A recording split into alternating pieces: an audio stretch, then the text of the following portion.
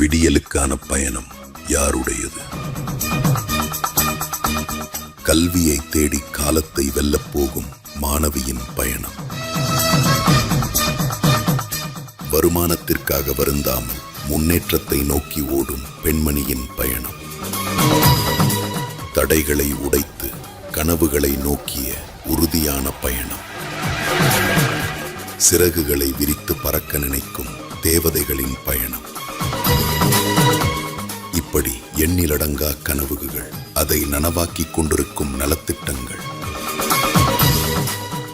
இவர்களின் அப்பாவாக, அண்ணனாக, நண்பனாக ஊக்கம் கொடுத்து உற்சாகப்படுத்திக் கொண்டிருக்கிறார் நம் முதலமைச்சர் முத்துவேல் கருணாநிதி ஸ்டாலின். உறுதியா சொல்றேன், எதிர்காலத்தில் வரலாற்று ஆசிரியர்கள் வரலாற்று எழுதும் பொழுது மகளிர் முன்னேற்றத்தினுடைய புதிய அத்தியாயத்தை ஸ்டாலினுடைய திராவிட மாடல் ஆட்சியில தொடங்குச்சுன்னு தான் எழுதுவாங்க.